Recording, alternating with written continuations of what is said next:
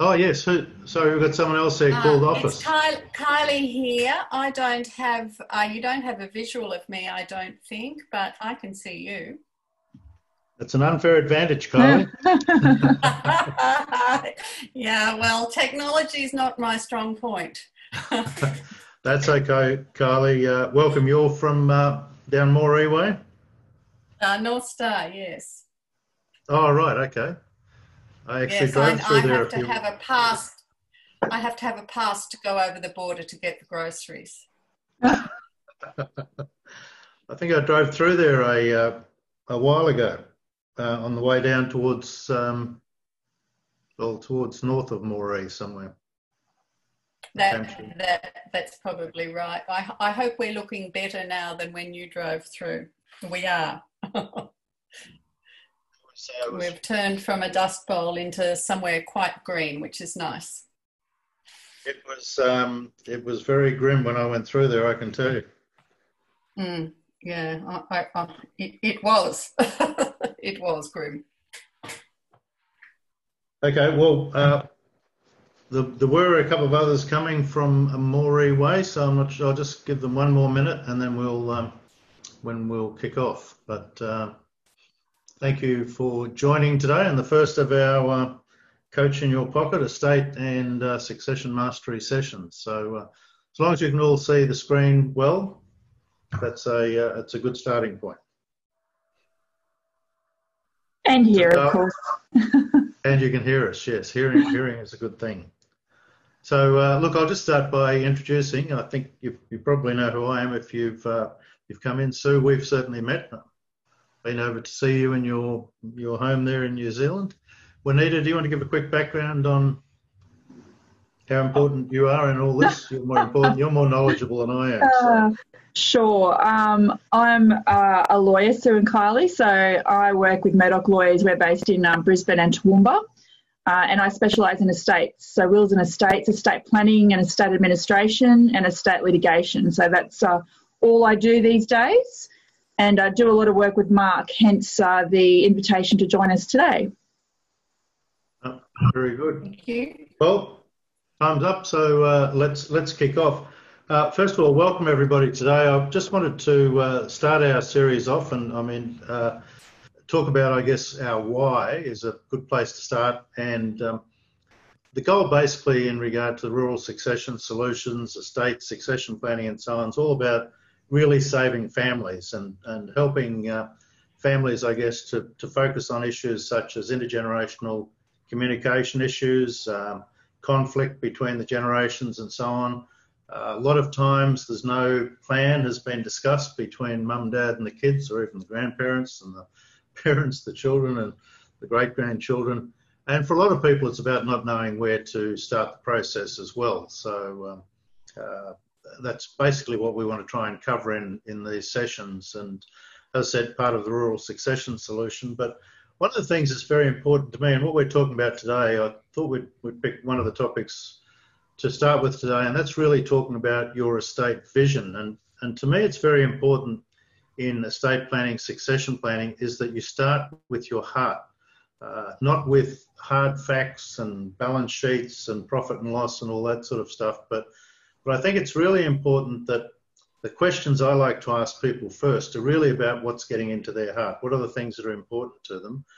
And the power, I think, in this part of the process is in the questions that we ask. So, and Juanita, feel free to jump in as we go through these. But I just go around this wheel of 10 things that I think are really important in regard to your estate vision. The first is the breadth of what you want to do in regard to your planning. In other words, who do you need to consider? For most people, it's just their kids, maybe their grandchildren and so on as well. Other times there's grandparents, could be siblings, so on. Some people want to go as far as what do you do when you're giving money to someone else? Charity, you mean? Benevolence and so on. Charities. I've seen people leave things to their pets. Yes, I haven't yet, fortunately. So, but I know that does happen. So, So I think it's very important the first part of the conversation to say, okay, who are the key people that you want to start with, and where do we go from there? The next thing is fairness, and this is something which is really paramount, and certainly in regard to conversations is you don't have to be equal to be fair.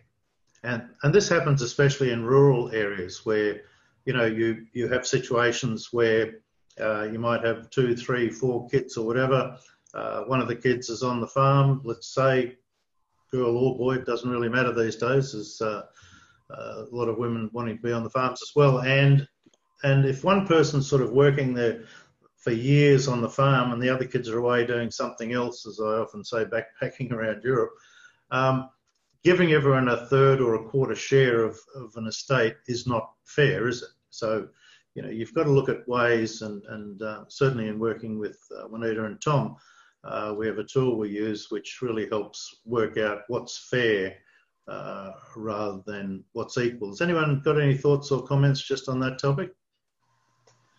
I find that another example where that will happen is where we have clients that are older and have closer relationships with older children perhaps, or there's a particular child that's very involved in their lives and assist them where they might be estranged with another one. So that's another sort of example where fair doesn't always equal in those scenarios. Absolutely, absolutely. Mixed families and so on, obviously a big part of that. The third issue is sufficiency. Sorry, Mark, could I just ask a question on that fair versus equal? Is there a formula that's often used that's fairly standard for sort of years of service, if you like, versus no input on the farm? Look, you can have accountants do up very technical calculations to come to an answer to that one, Kylie. A lot of times it really depends. I mean, it depends on the capability of the size of the estate sometimes too. Like if you've got one farm, you can't necessarily hamstring the person that stays on the farm to be paying out forever other kids that haven't chose to come on the farm. So it really depends on, I guess, the size of the pool. There's a lot of variables, and normally that's part of a deeper conversation where you look at maybe off-farm assets you might have as well. But I guess, and I don't know what your thoughts are, Juanita, but I'm not suggesting there's a hard and fast formula on number of years. I think sometimes you've got to, because also if you give some children a set dollar amount, the person that's getting the farm is also getting the risk and debt and so on as well. So that's right. Yeah, I don't think there's the answer is no. There isn't any standard formula that we regularly use, and there's no one size fits all. And as you said, Mark, it depends on what's in the estate, how much is in the estate, how many beneficiaries. So there's just a lot of different revolving wheels that might affect that. Does that answer the question, Kylie? Thank you.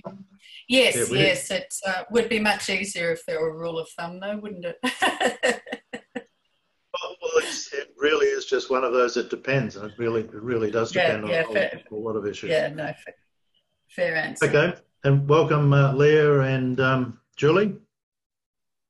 You can hear us, okay? Okay, special. Leah's got her audio off. Special requirements, do you have, there might be children with special needs and so on. So do you have beneficiaries who, have special needs or the specific outcomes that they're after? And sometimes you need to take those into account. Preservation, and that's different to protection. Preservation is very much about, have you got a business that it's really important to you that's maintained, or there's certain assets that you'd want to make sure are preserved.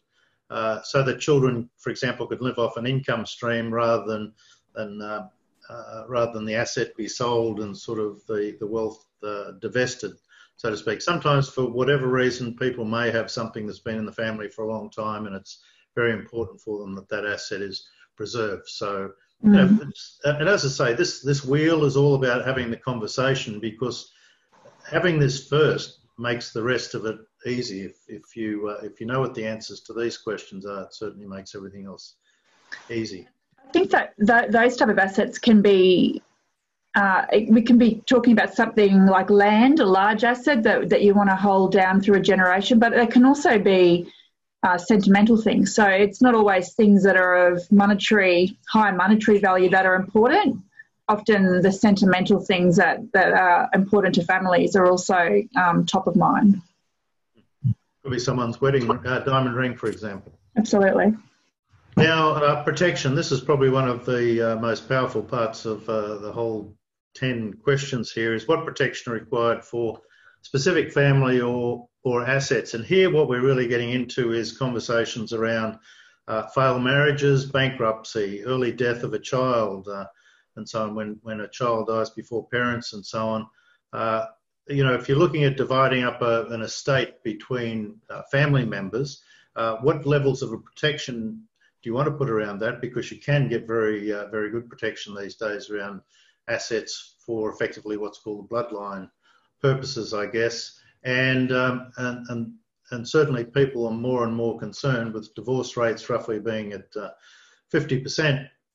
If you've got 4 kids, I mean, there's a chance that 2 of your kids are going to get divorced. So you don't want to be leaving a whole lot of wealth or prosperity to the next generation if that's going to end up being divested into paying out failed marriages and so on. And Juanita, this is where you guys really earn your keep in this area, correct?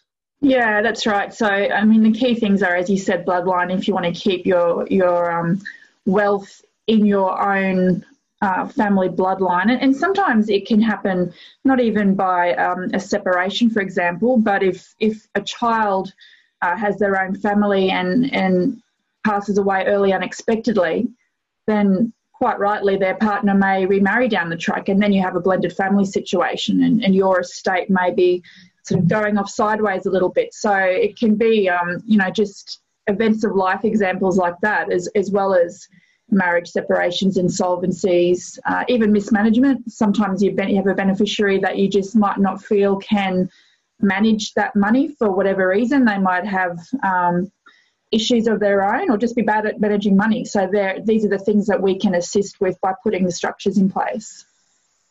Yeah, sometimes it's referred to the black sheep in the family. People may have gambling addictions, alcohol, drug addictions, and so on. And you need to create some protection around certain assets to make sure that the wealth that you leave can be managed and protected for the next generation and the generation after that. Any questions in regard to these so far? Okay. Business outcomes. So this is an area where I ask people about what are they looking at from the point of view of succession arrangements with their family, with other business partners, and so on. What are the because this seems to be the one that people really get stuck on the most in regard to having conversations around what happens for succession, and not everyone has the same amount of farms as they do have children. Sometimes we get lucky there, and they do, but I mean, it's also the fact that most parents, and certainly grandparents, have no idea in regard to how to start the conversation in regard to succession arrangements, and we tend to get stuck all the time because the older generations don't know how to start the conversation, and the young generations kind of get caught up in the area that they don't want to seem like they're being presumptuous or lacking gratitude, and so they don't have the conversation with the parents or the grandparents as well. So there's this sort of silence of the land, I call it sometimes, is where nobody talks to each other, and what tends to happen from that is that real issues arise out of communication problems, and that's where the conflict starts. Parents not having a plan or not communicating the plan can cause conflicts. The kids, the next generation, don't know whether there's an opportunity for them or not, and they're sort of sitting there in this void, not knowing whether to go and get a job somewhere else or whether they're going to have an opportunity back on the land, and so on. So there's some very big questions need to be asked and need to be addressed in regard to business outcomes and succession arrangements, and it's an important part of the vision of your estate and us being able to help you think through those issues so that you're really clear and we can then, as we go along, have clarity when we're getting to the point where we're having conversations with the children. We understand what you're trying to achieve and find a way to communicate to keep everybody happy. Juanita? Yeah, I think that was one of the points I thought was important today, the communication side of things. It's often, it's not done, or it's just really difficult. And so, we've seen many occasions, Mark, where you've weaved your magic there between the generations, and just having that conversation where possible is really valuable, I think. Yeah, absolutely. Absolutely. So anyway, feel free to ask questions as we're going through these. Kylie, Leah, Julie, if you want to ask a question as we go along, please feel free to do so. And it's also, I was just thinking then, it's not only between the generations, it might also be communicating to those close people that you trust, that you would want to assist your family or your children if you were to pass away, and help with that transition. So there's, a number of factors at play there as far as communication goes. Absolutely. No other questions? Okay, and the next one is having a consultative board. It's what I call a tactical team in our process. Mentors required for business advice. So I guess what we look at here is, I guess I'm always a great one for looking at the worst case scenarios, because I've seen it happen so often. We can look at life through rose-coloured glasses, or you can look at what actually happens. And a lot of times, if mum and dad actually go together and hadn't made it home last night, sometimes kids can be really stuck if they're not old enough, or they haven't had enough experience, they haven't been around long enough in regard to know how to make some of the big decisions. And in many cases, we help people by saying, okay, well, who would be like the board of advice, so to speak, for the kids or the next generation coming through? Who would be the people that you'd want for them to lean on? And maybe in some cases, depending on the maturity of your children, they would be the ones that maybe would be tasked with the big decisions until your children reached a certain age or a certain maturity level where you'd feel it was safe for them to then take over the running of the business. So I think it's very important for you to think about who those people would be, and also think about the dynamics, just thinking about someone I've been talking to recently, think about the dynamics between the children and make sure your consultative board is appropriate and will get on with all the kids that may be involved in the estate moving forward. No more thoughts on that? Okay. Administrators. To me, there's a difference between administrators and the consultative board. The consultative board are really people you'd engage that had a good business nous, I guess is the best way to say it. The administrators are the people you'd want to manage. They're like the executors, effectively, of your estate. So, it's interesting, the number of times when I first meet people and I say, who are the executors of your current will, and they go, I don't know. They're not friends with them anymore. I'm not saying they've all passed away, but as you go through life, the people that you trust can change from time to time. So it's important to think about who are the people that you'd want to be administrators of your estate. And the only comments I make there is, it's just a couple of points for me, Juanita, before you can take over here, is always have more than one, always have at least two executors of your estate. And the other one is, if you're going to have one family member, have them all. Don't ever just put one person in as an executor of your estate. It's just going to cause problems with the others. And if all your kids working together aren't going to make a good match as executors of your estate, then have at least two people who are outside. The only other thing is always have, especially if you've got younger children, always have someone who's good from a financial point of view and has a good business sense. And always have someone who's very empathetic, has a good heart for and an understanding of your family, and are empathetic to the needs of your family and so on. Yeah, I guess I'll probably elaborate on what their main jobs are here, because a lot of people don't exactly know what your administrator or your executor does. And if you have a will, we're talking about the executor here. They basically have a three-step process. So they identify your assets, they identify your liabilities and collect them and pay them, and then whatever's left over they distribute per your wishes in your will. So that's, you know, a very basic three-step process. So it needs to be person or persons who you are comfortable with and confident in to do that. And as Mark said, there can be a number of combinations. So you can have one or more people. They have to act jointly. If there's more than one, they can't be a majority.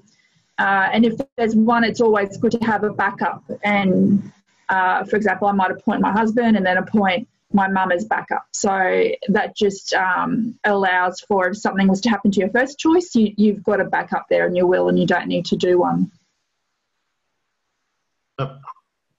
Very good. Any questions so far?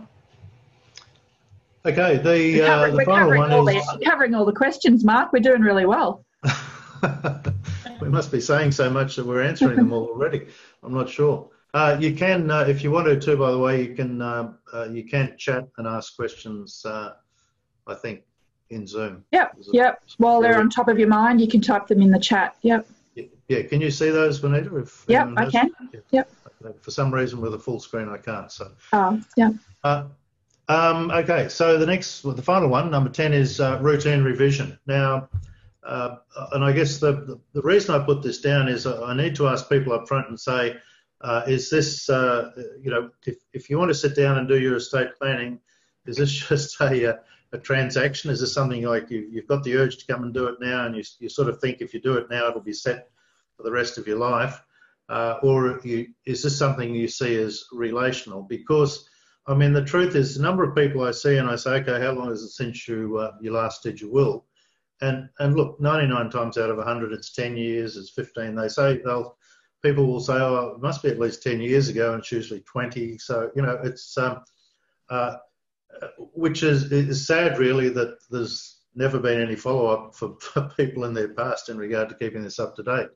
But I mean, as far as my point of view is that things change all the time. I mean, tax laws and you know, legal opportunities and so on change from time to time as well. So, I mean, apart from the fact that you're going to have children, the children are going to get married, you're going to buy stuff, you're going to sell stuff and so on, I think it's really, really important to make sure that you see your estate planning as succession planning as something that you need to review every year to take care of, and that that whilst and that's why people say, I'll wait till a certain time and then I'll do all this stuff. It's like that time never comes, because, you know, you wait till this period in time and then sure as eggs, 2 years later, something else major will happen in your life. So I think you need to look at your succession planning, your estate planning, as something that you do review regularly.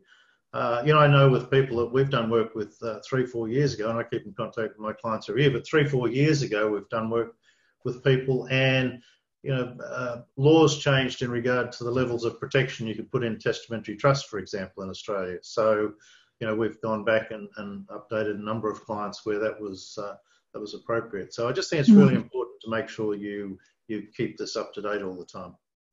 And review doesn't necessarily mean change. So no. I think, you know, it is reviewing it regularly, every, you know, few years at least, or if an event in your life happens, like a marriage, a separation, a purchase or a sale of a business or a property, or your kids have grown, or anything of the such, retirement. But it may well be that nothing needs changing, but it's important to just do that review.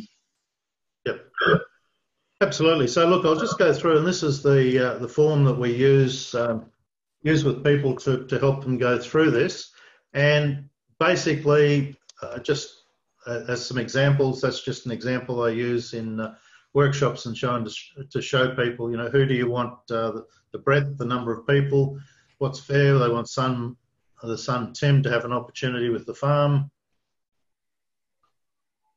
split everything else equally with the girls, etc. So to me, there's a great little thought process that you might want to go through before you do your estate and succession planning review, so that you're starting at the right place.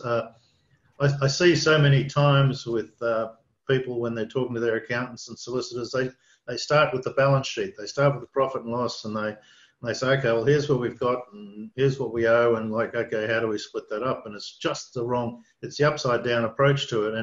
And the right way to do this is to basically go in and just say, okay, tell me what's in your heart first. Think about how much you love and you care for your kids and so on, and then answer these questions.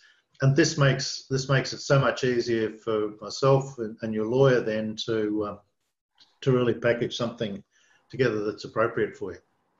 Yeah, I'll often ask when a client comes to see me, one of the first questions I will ask is, tell me in your own words where you want to get to, or what do you want, what are your wishes? Because I'm not expecting them to know legal words or legal drafting or how we put that in place. But if you can tell me that in your own words, I can do that for you. So this is a really good, I think, thought process to be able to articulate that in your own words. What are your wishes?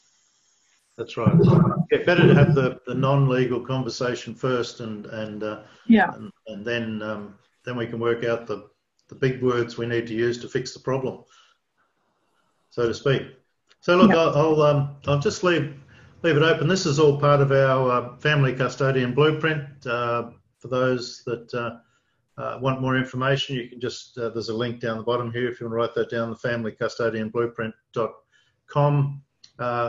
This is what we do as part of that process. But look, I'd like to just hand over any questions, take this opportunity now for any questions that anyone may have before we finish off. We've just got 4 or 5 minutes left. So anyone have any questions for us?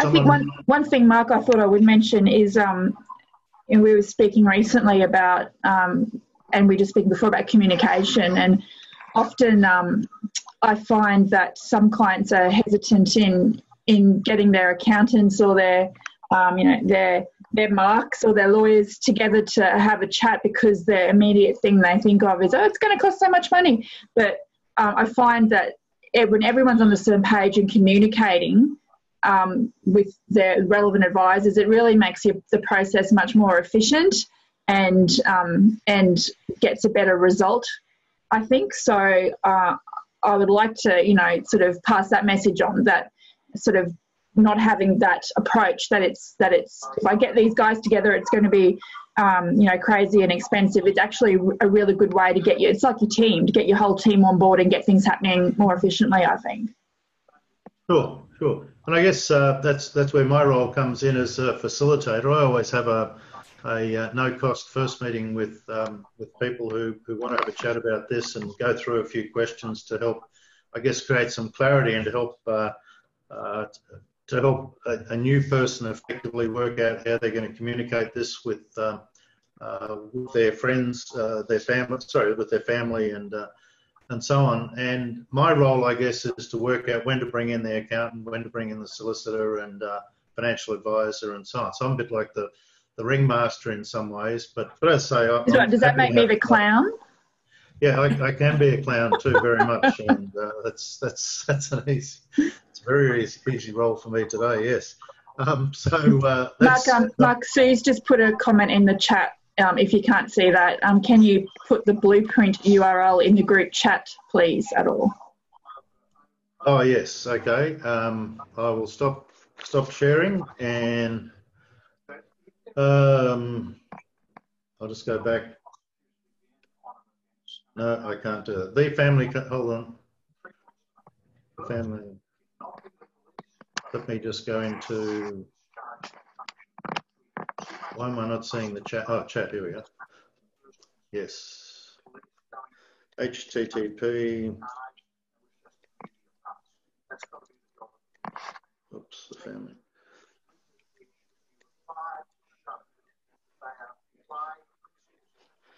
It's a big word, custodian. I'm not sure I spelled it right, but I hope that's right. Familycustodianblueprint.com. Yeah, and that really just shows that they're the tools that we're going through, and at the moment, look, as I think you'll find most business people these days are trying to give away some some free stuff and some value, I guess, during scary times to help people get all this stuff sorted. And what we've done is make all our tools available for nothing for 30 days if you want to go ahead with that. And that'll give you access to all our stuff for 30 days. But we hope you'll come back next week, and we'll gradually go through all these sorts of topics and all the tools and capabilities that we use. And feel free to come along with other questions for our subsequent sessions. Any questions you have. The reason you come along with questions is because Juanita can answer them. She's the clever one.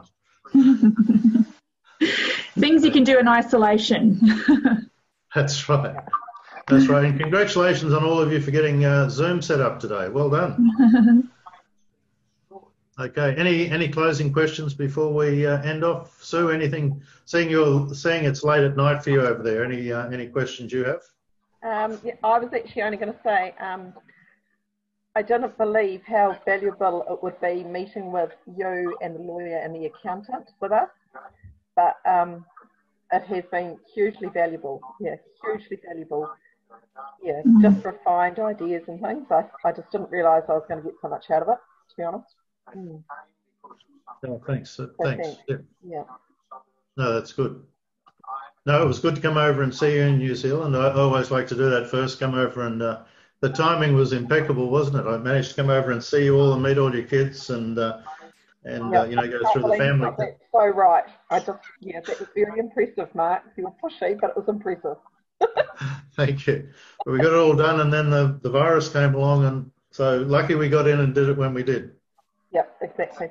So are we supposed to keep ticking away at that those worksheets that you sent out?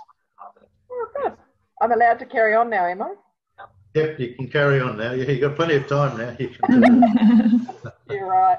Okay, cool. That's fine. Thank you. Yep. No, thanks, Sue. Any other questions before we go? Mark, it's Leah. Mark, it's Kylie here. I just had a quick one. Hi, Leah. I was... Leah, Nice to I'll have let you. you go. Oh, it's okay. Oh, okay. No problem.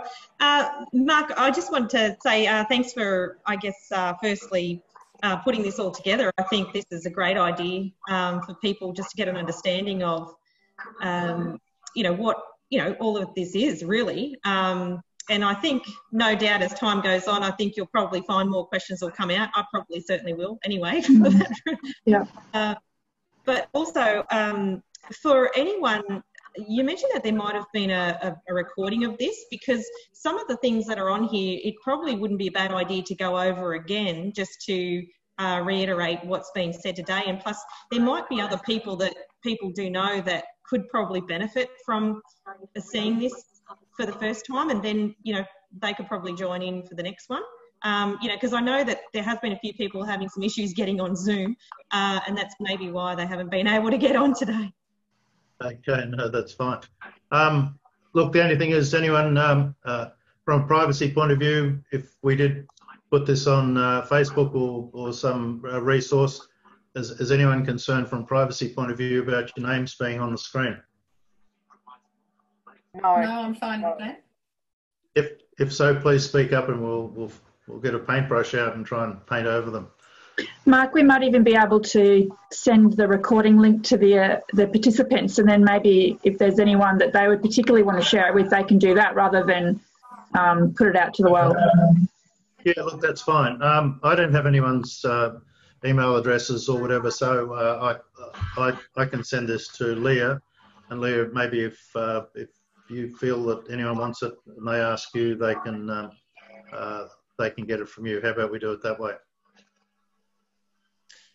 Yeah, I'll see what I can work out in that way. I'll have to sort of, I'll make sure that, all permissions and everything like that, but we'll just see how we go. But would be, if there's another medium that you've got a link to that we can give people to find out more than, other than the URL, that would be good. But it's just a shame everyone can't get on. One of the interesting things is, gradually, bit by bit, people are going to get better at hooking into things like Zoom and other chats, and it's going to be the way that we communicate I guess moving into the future, and you know, we're going to be like this. Hopefully not as bad as the Kiwis, sir, but we're going to be communicating this way a lot more into the future. And I guess, and the thing is, as Leah, as you'd know, once once you set up Zoom, it's then quite easy to continue to utilise. Oh yeah, 100%. Yeah, yeah, exactly. It's not, once you're on there, you're on, and it's yeah, I've been consistently using Zoom every day for the last 2 weeks, so yeah, it'll be good for everybody. That's right. Okay, well, thanks everyone for joining us today. We're doing this at the moment, and this subject to demand. We're doing it every fortnight. If you'd like it more often than that, then certainly let us know. I've just got a message here. Yep. I have a couple of people I think may be interested in your estate planning. I would love to share it instead of just talking about it. Yep. Okay. Okay. So does that mean the next one's going to be on the 22nd? Yes. Right. Maybe. Okay. What's today first? It's the 8th. Yes. 2 weeks. There you go. Your maths is very good. Yes, absolutely. Okay. Well, thanks everyone for coming along today, and look forward to seeing you at the next one. Yep. Thanks, Thanks, everyone. Thanks, Vanita. Thanks, Take care. Vanita. Thanks, Leah. Thanks, guys.